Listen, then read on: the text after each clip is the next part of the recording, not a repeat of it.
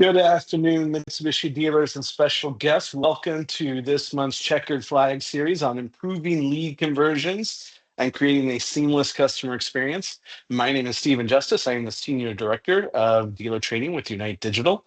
I'm also joined today by Nick Kubik, who is our Manager of Retail Marketing. He's going to be talking about some network mystery shop results that recently came in and some data that behind that will help support today's presentation. But before I turn it over to Nick, I do want to let everyone know you all have been placed in listen-only mode. So if you have any questions throughout the presentation, please utilize the Q&A section of your Teams window. There, you can type in questions to any questions you may have, and at the end, I'll do my very best to give you a solid answer. There will also be a recording of this video that will be uploaded into the MIDS best practice portal, as well as a copy of today's presentation. So without further ado, I will turn it over to Nick Kubik. The floor is yours, my friend. Thank you, sir. Very nice to hear your voice again, and welcome everyone. I'm looking forward to giving you some high-level information about Mystery Shop that you may have already heard about. We did throughout the entire Mitsubishi network, and yeah. So let's get started, and then I can hand it back over to Mr. Justice to finish out. So, as I mentioned, we did a mystery shop, and we actually commissioned that in February. It was network wide, and these mystery shops assessed everyone's lead response quality and kind of gauged that online shopping experience for our customers. We looked at several different areas: responsiveness via email, responsiveness via text message, a voicemail response quality, and then we did one single inbound phone call to every single dealership after we submitted that email lead to make sure that we had a really good response there, or see what the customer experience was there rather. The results were good, but we did see that we had some opportunity to improve across all of these different categories. Next slide, sir. All right, so the way we scored these, the team that did it was Proactive Dealer Solutions, and they used what's called a Quality Engagement Index, or a QEI. You'll see that throughout this part of the presentation, and it had a maximum potential of 400 points, and it was divided into three specific areas: responsiveness, which evaluated the speed and efficiency of that first contact. And that accounted for about 35% of the total QEI score, which was 140 points. Then we had the omni-channel score, and that was the effective use of a multi-platform communication, which represented about 50% of the QEI score. And I will explain omni-channel here in just a second. The final part was the touchpoint score, and that was the follow-up strategy and methodology, comprising of about 15% of that QEI score, or 60 points. And again, this was done across the entire network, and there are definitely some opportunities in every single one of those areas. Next slide, please, Mr. Justice. And as I mentioned before, we actually rolled all of this information up so we could see how every dealer in every region performed. And the Northeast region led with the highest QEI score, 64%, and a responsiveness score of 81%, which was fantastic. The West Central region, or the West region, has the best phone scores at 48.3%. Omni-channel performance, as I mentioned earlier, is lowest across all regions and all mystery shops. So that's definitely the area that we want to look at. And omni-channel, if you think about it, is a couple of different things. It's how do you respond via email, via text, via phone, all scored together to make sure that the customer is being touched in many different respects when it comes to communication. So the responsiveness scores are the strongest across everywhere, and that was at 77%, which means basically we are responding to the customers and we're doing a good job responding to the customers. But going back to that omni-channel part of it is, how are we responding to those customers? Are we meeting those customers where they are? Are we responding in the manner that the customer wants to be responded to? Next slide, please, Mr. Justice. So one of the very first key findings that we pulled from all of this was phone dominance. And while that does sound good, and by no means would we ever discourage anyone from trying to call the customer, because we know once you get that customer on the phone, that's where you have the ability to get that customer into the store faster. Nearly half of all of the first responses, 45.7%, happened via phone. Again, not necessarily a bad thing, but remember, these leads were done via email. They were submitted on the website. So what we're looking at there, when we start to talk about how we respond to customers, most of the time we want to respond to that customer the way they submitted their information, which in this case was via email. Then we follow that up with a phone call, with a text message, bringing together that omni-channel approach that we've been discussing. So again, we see that a lot of stores, the very first thing they did was they picked up the phone and they tried to call. We see that text message did happen about 21% of the time of the first response interactions. And we can see that it is actually growing in popularity. And it was, in this instance, though, the least used channel out of all of them. And you can kind of see that over to the right there. All right, next slide, please. This is how we performed from an email standpoint. So a few areas of opportunity, limited inventory linking, meaning only about 34% of those responding to customers actually included any inventory information or incentive links. Some more critical information gaps. Only about 24% of folks mentioned vehicle availability, which I'm a little bit torn if I'm honest on that one. But it is still important to let the customer know that that vehicle is available on the lot, ready to go. 27% only included pricings, but only 27% did. And 29% answered the customer's question. Out of all of those items, that's probably the number one part that I want to focus in on. We need to be answering the customer's question, whether it's the direct question or the implied question. Direct question is this the best price on the vehicle? The answer is yes, always. But, that is a direct question. But, if a good example of an implied question with that, or a reply, or I'm sorry, an implied question answer would be, we also have a bunch of different incentives that you may qualify for if you're interested in looking at some of those options as well. So that's how we would answer a direct and implied question. But we want to make sure that we're answering that customer's question. And it actually makes up the largest segment of points on your individual reports, which we'll talk about here in just a second. Minimal engagement, only 19% included engaging questions. So while we did have that 29%, almost 30% of folks answering the question, we weren't actually asking the customer any additional questions. So that's something that we have an opportunity to improve there. 10% describe purchase options, and just 4% include video links. Video is one of the most important and easiest ways for us to get customers' attention and to get customers' buy-in. So I would highly encourage you to utilize video where applicable, and that would definitely help raise some of these scores. All right, next slide, please. Back to that multi-channel communication, or that omni-channel communication that I mentioned at the top of the presentation.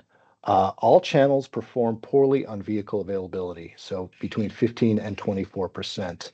And then voicemail underperformance consistently underperforms all other channels across every single metric. What that really means, what I'm calling out there, is only 21% actually left a voicemail. Now, that doesn't mean every single phone call we leave a voicemail, but we should, at the very least, the very first phone call, leave a good voicemail that actually discusses with the customer what the next steps are, or that we're going to be reaching out in using other methods, some of those other multi-channel communication methods. And then only 6% used text, and only 4% used voicemail to communicate those additional methods to our customers, and it kind of gave that disjointed feeling when it comes to that customer experience. So there's a lot of information there. Mr. Justice, please go to the next slide if you don't mind. A lot of information there, and you can actually reach out to either your DSM or your Unite Digital consultant, because they can give you a little bit more information, and they can actually give you your individual store's mystery shop report. Both team members have access to that and should be able to walk you through that, your individual store report. But there is also some more educational information that you can find in Mitsubishi Academy. So I would highly recommend going into MDL and clicking there and looking for some additional information, where I do believe you'll find some downloads as well that the Unite folks have put together for us. So with that, I hope you found some of this very interesting, and that you do reach out to your DSM or your consultant to get a little bit more information. But yeah, I thank you for having me join, and I look forward to hearing what Mr. Justice has for the rest of the presentation. Thanks, Stephen. Great. Thanks, Nick. Thanks so much for sharing that information. It is an absolutely perfect segue into what we're talking about today. So the mystery shop and the data could not be more timely. So what are we talking about today? Well, we're talking about improving lead conversion and creating a seamless customer experience. So what do I mean by seamless? I mean, in dealerships, we always tend to talk about the online experience and the in-store experience as somehow being two different experiences. Well, I'm going to challenge that thinking today, as the customer experience should be one experience. The customer does not know the difference. So whatever they experience online is translated to how they are treated, the information they're given, and the way that they are traveling down that buyer journey is all one, from online to offline at its integration. So it's also about removing friction points, a key word that you're going to hear, a term that you're going to hear today, removing those friction points in the process, and about the customer receiving that same, again, that same in-store experience as they received online. So let's get right into it. So we're going to be talking about, and walk through the importance on how to create that customer seamless experience. And then we're going to focus on the three biggest friction points that I think can either stall or even completely kill a sale. And that's pricing, trade-in values, and credit approval conversations. We'll also discuss how digital retailing fits into this equation. Then, as we always do, we'll circle the final lap with a checklist and open it up for any questions. Now, let's be honest. Pricing, trade-ins, credit are usually the toughest parts of the sales conversation, period. These are the moments in the sales process where a customer will either lean in or they'll start to back out. And whichever way they go, a lot of that's going to depend on you and how you handle those conversations. And what makes that difference of how you handle them is how confidently and clearly you handle those specific conversations. And we're going to get into each one of them. And with digital retailing becoming the norm, how we handle these topics, whether it's online, over the phone, or in person, makes a huge difference. So it's not just about giving answers, it's also about delivering them in a way that builds trust, removes friction, and keeps the lead moving forward. Now, I like to start every checkered flag series, as most of you know who have attended past sessions, with stats, because I think stats tell the biggest part of the story and help sort of serve as a proof statement to everything that we are talking about. So why is creating a seamless experience so important? Well, because 78% of customers will choose the first dealer to provide a great experience. Let's start to drill that down, though, a little bit more. 74% of buyers say they're more likely to buy from a dealer who provides upfront, transparent pricing. I don't think that would be news to any of us, but here's where it gets kind of interesting. Shoppers who complete an online trade-in evaluation convert 2 times more than those who do not, and 68% of buyers are more likely to engage with a dealership that offers pre-qualified financing options up front. This all speaks directly to the things that we're going to talk about today. So creating a seamless customer experience isn't just about delivering a car. It's about building a relationship. It's about trust, consistency, making sure every step in the process is smooth. So when you personalize the experience and you show the customer that you not only that you understand their needs, you start to set yourself apart from the competitors. So the dealerships that succeed the most in this and tailor to every customer point, you make the customer feel valued and understood. And how do we start to do that? Well, it starts with being a lead detective.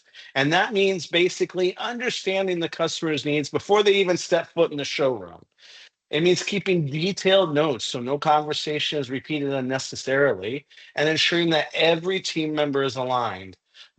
We do that by confirming appointments, preparing for visits, and streamlining the process. All of these things help eliminate customer frustration and show that we respect their time. Now, more specifically, what do I mean by confirming appointments? I mean a specific day and a specific time. If any of you, most of you, probably all of you on this phone at some point has made a doctor's appointment or a dentist appointment, and you know that when you make an appointment, they ask you for a specific day and a specific time. And if you don't show up at that time, you're likely to be pushed off 2, 3 months down the road. We never want that. So we are conditioned really as humans, as professionals, as people that do business with other businesses, we are conditioned to set appointments at specific days and time. That not only holds us accountable, but it holds the business accountable for that to which we're about to engage with. So we want to make sure it's very specific. And we want to make sure that the customer knows that our time is just as valuable as theirs. But by keeping specific days and time and confirming the appointment, we're showing that we are valuing their time and that we're dedicating our time during that specific set date. We're dedicating that time to answering their questions and making sure they have a good experience. So we want to make sure that we are always confirming their information rather than making them repeat details. And that kind of demonstrates that we listen and we're caring. Nobody likes to feel like they're not being listened and they're being overpowered by a sales tactic. They want to make sure customers that they are in control, that they're asking the questions and we're giving them the answers. Now, I'm going to challenge that process here in just a few moments, but the one thing that will remain consistent regardless of my challenge is the customer needs to feel like they're in control. They need to make sure that they feel like they are being heard and that they're being listened to. So we always want to prepare for the visit. And what does that mean? Well, having the vehicle on display and ready for a test drive and a pre-paperwork that can be prepared, ready to pick up the deal where they left off online if they came through, say, the digital retailing tool, or if you guys discussed any specific finance, lease, or cash terms over the phone, that we make sure that we pick up that conversation when they come into the showroom versus let's start over again. Which vehicle would you like to look at? What are your finance options that you're considering? We want to make sure that everything, again, seems seamless. And finally, we want to ensure that everyone on the team knows the process. And that just leads to a smooth professional experience that customers remember and recommend. So that makes sure that we're keeping detailed notes so that if for whatever reason you're not there, someone can pick up without skipping a beat. In other words, when a customer arrives, they should feel like they are not starting from scratch. This is the very definition of a seamless customer experience. And when we get these steps right, we don't just close deals, we create lifetime customers. So connecting to a customer is not enough, right? So we just talked about how we connect with them. You earn their trust by answering their questions. We talked about this. Nick was very specific about this in the data of how we should be answering customers' questions, either direct or implied. And every interaction, whether it's phone, online, email, chat, every interaction is a chance to move the lead forward. So be prepared to answer the most common but often the most difficult questions.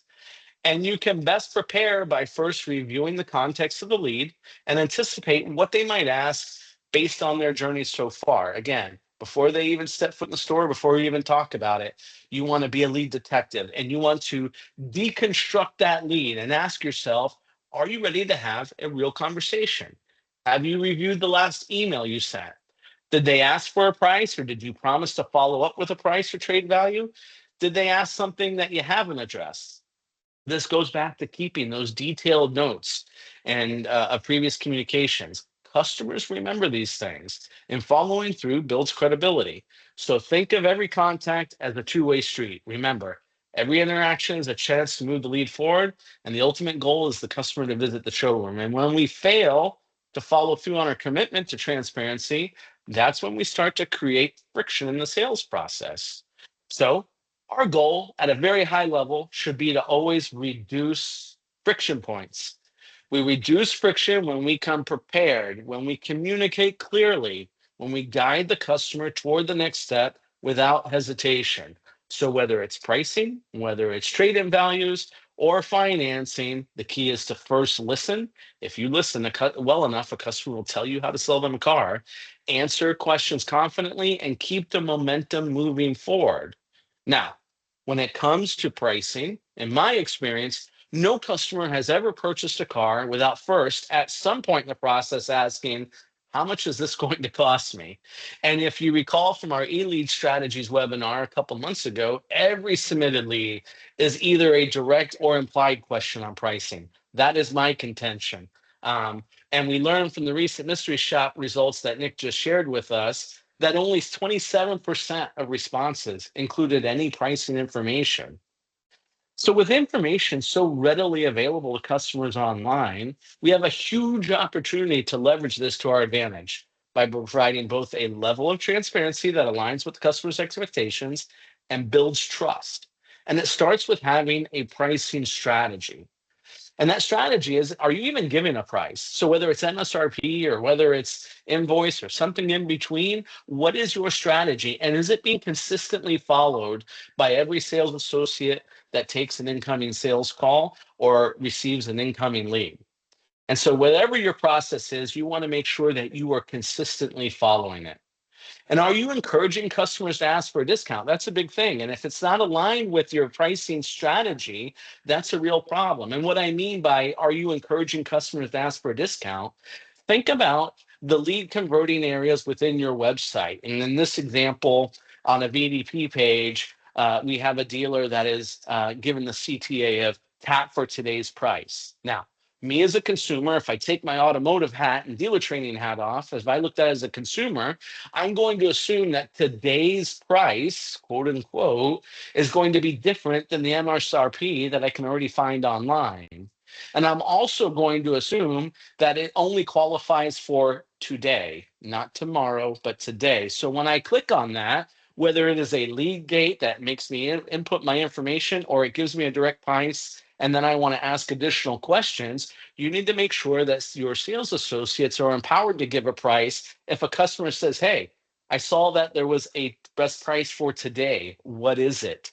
So you want to make sure that you are empowered and prepared to handle those conversations. And if they push back, how again are you going to handle it? Remember, we're talking about removing friction points. And a friction point would be to say, let me get my sales manager. I'll call you back. That's causing friction.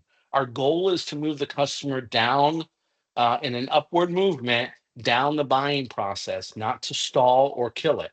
So we'll talk about some basic strategies on how exactly to answer those tough questions. But for now, consider how empowered your sales associates are to have these conversations and how equipped they are to educate. And that's a key word there. And you're going to remember this in a minute, how to educate the customer on their options and move them towards the next step. But regardless, if the price you give, pricing conversations should always be paired with value building.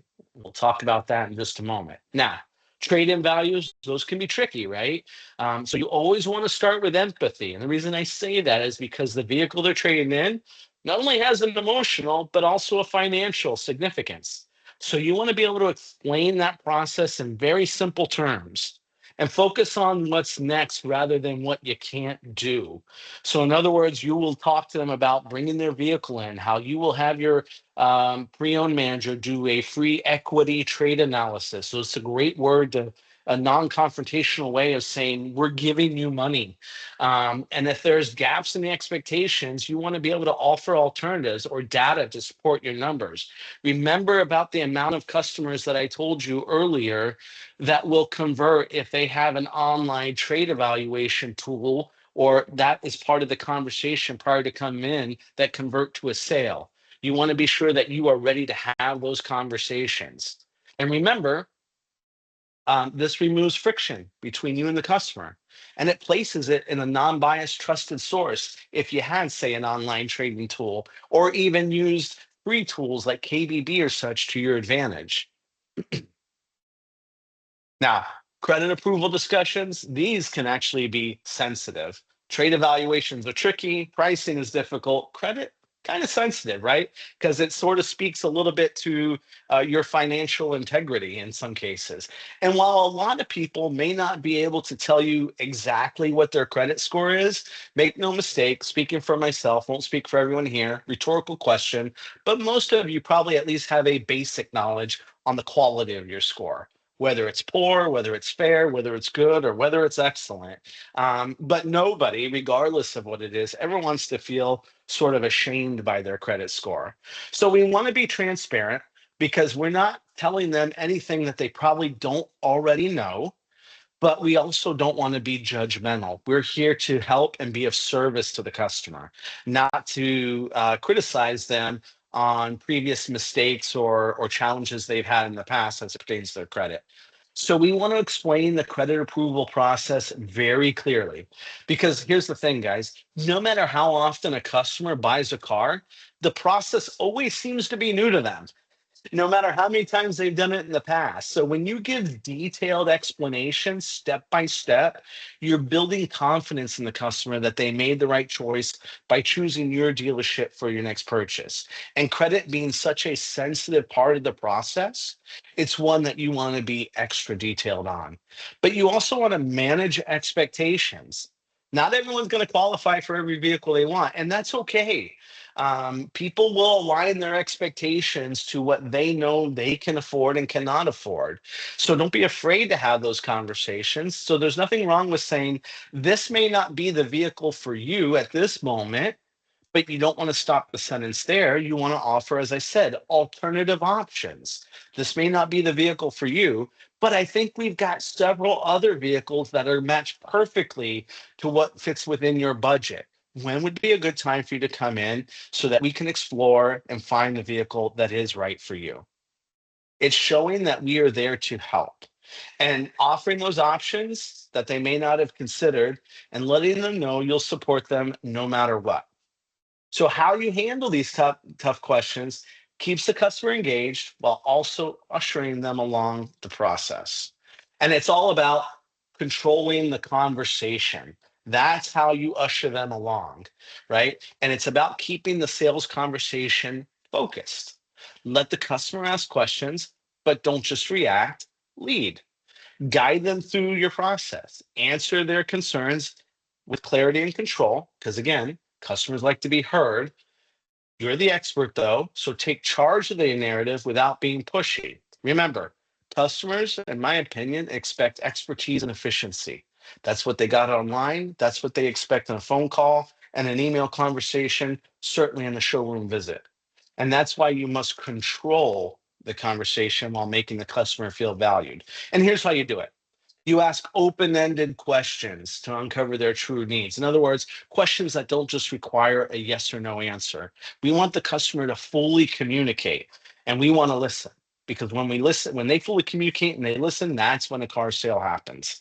We want to acknowledge and educate. So I want to acknowledge every question they have, but I want to educate them not only on the answer, but on options that exist. Because my goal, whether it's online, via email or phone, my goal is not to sell the car online. It's to sell the reasons for them to come into the dealership. And then I gain what's called situational control. So I want to guide them towards scheduling an appointment. When you control the conversation, make no mistake, you control the outcome. And here's what I mean by controlling the outcome. Well, when I send an email, regardless if I give them, answer their questions, give them pricing, give them availability, give them alternative options, I really don't have much control over that conversation. Either they read it or they don't read it. Either they respond or they don't respond. My goal is to get them at least on the phone to where I can gain conversational control. And conversational control is when I'm asking the questions and the customer is giving me the answers, because again, I'm the expert and I'm here to usher them along in the buying process. But I want to do it respectfully. So I want to be able to acknowledge their questions. I'm going to commit to transparency, and I'm going to educate them on options. You'll see how that really comes into play in just a moment. And when I do that, I get them to come into the store, in which case I can gain situational control. But let's not get ahead of ourselves. When I'm talking about conversation control, take a look at the diagram on the right where a customer says, "Hi, I'm looking for Outlander plug-in hybrids. Do you have any available?" "Yes, I do." "Great. Do you have one in black?" "I sure do. I have three of them." "And what does that start at?" "Well, they start at 42,000. "Okay, thank you. Goodbye." Who had control over that conversation? Of course, the customer did. Customer asked a question, we gave an answer. They asked a follow up, we gave another answer. They asked one more follow up, we gave another answer. And next thing you know, we were no longer needed by them. So again, conversational control where we ask the questions. And how do we do that? Well, we start by the getting having putting together a structured conversation to quote ace the call, which means you acknowledge the question, you commit to providing an answer, and you educate the customer on options. So to provide some further structure, it starts with greeting enthusiastically. I know it's simple, guys. But it's the first thing that at least I was taught in sales, probably the first thing you were taught, the meet and greet. Why is that so important? Because you would be amazed. Human nature, we size someone up within the first 20 seconds of meeting them, whether it's on phone or whether it's in person. And we decide how that conversation is going to go. It takes a lot to change that mindset once we have it in our heads. It's human nature. We're all guilty of it. And it's amazing, though, when we're talking about on the phone, it's amazing how much tone can play a part in conversation. Why? Because 7% of spoken communication is comprehended from the words that are actually spoken, and 38% is comprehended in the way in which the words are spoken, i.e., your tone of voice. 55% is comprehended from facial expressions and body language. In other words, how you look. However, what happens when you lose facial expressions and body language over the phone? Tone plays an even more critical part of the equation.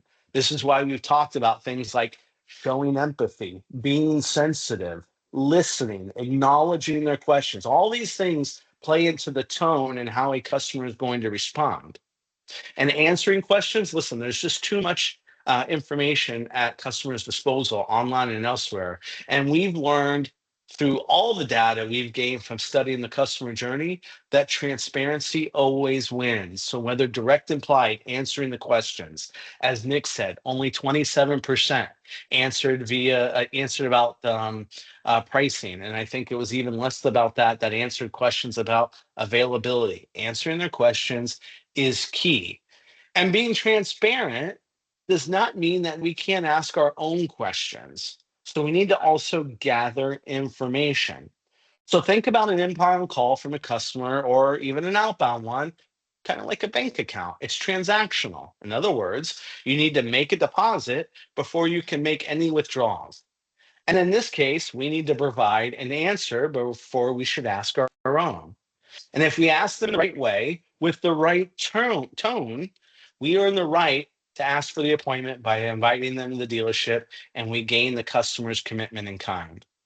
Most importantly, when asking questions, give the customer time to answer in as much detail as they want to provide. Remember, listening is one of the most important elements for an effective communication strategy. I don't care what the form of communication is. I don't care what the topic is. If you listen well enough, a customer will tell you how to sell them a car. So, what are some ways to respond to the pricing question? Well, when discussing pricing, structuring the deal through the digital retailing tool whenever possible. And we're gonna dedicate some time to this specific topic in just a moment. But I want to put that as a first bullet point, and I'm going to circle back to it at the end of this slide and then preceding slides of how it can help you so much in that customer experience and answering those tough questions. But before we get to that, talking about structuring payment ranges. Listen, most customers, unless they're buying the vehicle for cash out the door, they're most interested in monthly payments. So this is really the ideal opportunity to make a deposit by giving them payment ranges while making a withdrawal and asking questions to better refine your commitment to giving the customer what they want. And it's at this stage where you begin to employ that ACE methodology by acknowledging their question, committing to transparency, then educating them on options, all while gaining that conversational control. So, what I mean by that is educating the customer by introducing things like lease, cash, and finance options. An example, as I would say to a customer, hey, Nick, for every $1,000 down, roughly equates to about $20 less a month in payments. How much were you looking to put down? Again, I made a deposit, then I did a withdrawal. Or when it comes to a credit situation, I may say, hey, Nick, credit scores can significantly alter the qualifying rate and thus affect the monthly payment amount. Do you know your credit score, or would you like to fill out an online application on our site from the comfort of your home? You'll notice deposit, withdrawal. But I take it a step further, right? I'm continuing my questioning as gaining my conversational control. And I'd say, hey, many customers, and this is not a statement I'm making to you, not to a customer, but a lot of customers who, especially those who may have financed a car during COVID times, may now be a perfect leasing candidate, whereas otherwise they weren't, because now a lot of us are work from home type of employees. So you may also want to gain conversation control by asking about their driving habits. Or do they work from home, or do they work from an office? How often do they trade in their vehicles? What's the average amount of miles they put on their car? Now, again, we are educating them. We're educating them by asking them questions. If a customer were to ask me, what is the monthly payment on this car? How much is this going to cost me? I now will give them a range, and then I'll start into options. And those options, again, a deposit and a withdrawal. I'm going to educate you, then I'm going to ask my own question. Then I'm going to educate you, I'm going to ask my own question. And then if they want an out the door price, no problem. Transparency always wins, remember, guys.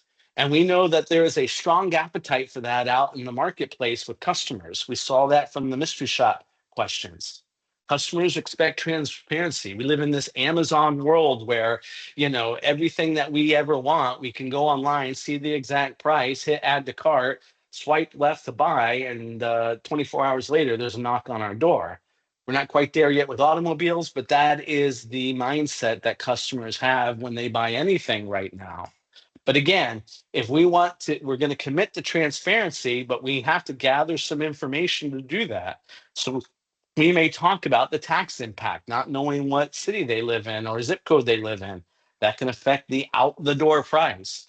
We may not know what rebates they qualify for. We may not know if they're looking to lease. In that case, why does an out the door price matter? You're only financing a portion of the car, leasing a portion of the value of the car. So again, it's all about giving a deposit and making a withdrawal. Now, because digital retailing, and I told you digital retailing is such a huge part of this, because it can really help solve a lot of the friction points about trade-in, about payments, about out the door costs. And it puts it now into this non-biased, trusted source that both you and the customer have visibility to, and can now work as a team together to help build a deal that is right for the customer. It's the perfect tool offline, it's the perfect tool online. And because digital retailing isn't just a convenience, it's a conversion tool, right? It allows you to structure the deals, calculate payments, and work through credit issues in real time. So if you're not already using that, ask yourself why. I've said it before, we live in this Amazon world where everything has a price, and I can quickly add and it shows up the next day. And customers have this expectation. So it's about meeting the customer where they're at and helping them figuring out ways where you can give the perception that the customer has control. At the end of the day, guys, people still buy cars from people, and I suspect that's never going to end anytime soon. But we want to be able to give them the tools and resources to make them feel like they're being educated and that we are being of service to them. And when we do that, that helps build trust. And the more I trust you, the more likely I am to do business with you. So when you think about, just some, we could do an entire session on digital retailing alone. However, some best practice tips to help you consider when leveraging your DR tool: always confirm the vehicle they selected as still available. Acknowledging what steps they've taken in the digital retailing tool, for example, building the payment or selecting an offer. Listen, even though they have technology taking them step by step, there's likely still questions they have. They're likely questioning if they're doing it correctly. They're maybe even questioning, is this giving me the accurate information? But we've come to trust technology in a lot of ways in our lives. So they're likely to think that they may be doing some human errors. So acknowledging what steps they've taken in the digital retailing tool, that is a huge element of it. And reinforcing, like I said, that they're on the right path and you're guiding them to the next steps. Most importantly, always inviting them back to the tool. Why do I say that? Because not every single phone call, every single email, even any DR and tool interaction is going to always result immediately in an appointment to the store, which means that it may result in, at least, at the very least, it should result in an appointment to follow up. But it's during that time that's a little bit of the danger zone where a customer may be going to other sites to compare information. They may be looking at other brands or models to compare. And the trick is regardless of what entry point they came into us at, we want to make sure we are keeping them within our digital ecosystem. That is where we have control of the customer. That is where we best influence their decision into a favorable one of doing business with us. So whether it be by mail, phone, text, chat, via your online conversion tools, the goal is the same. And I'll finish with this. Keeping your customers constantly engaged with you, mitigating their need to research and shop elsewhere, all while ushering them through the buying process. Now, like we like to do as we round this final lap, let's talk about what is next for you as the dealer. Well, it's pretty simple. Let's start with this checklist. Being a lead detective, keeping detailed notes about your conversations. And when I talked about being a lead detective, I'm talking about trying to figure out what is most important to that customer before they even ask or step foot into the showroom. That means reading the lead thoroughly to identify some key aspects that might help you win that sale. Keeping the detailed notes of your interactions so that you're confirming their information, right, rather than making them repeat details, so that we demonstrate that we listen and care. You're confirming appointments. Your time is just as valuable as the customers. You're preparing for visits and you're streamlining that process.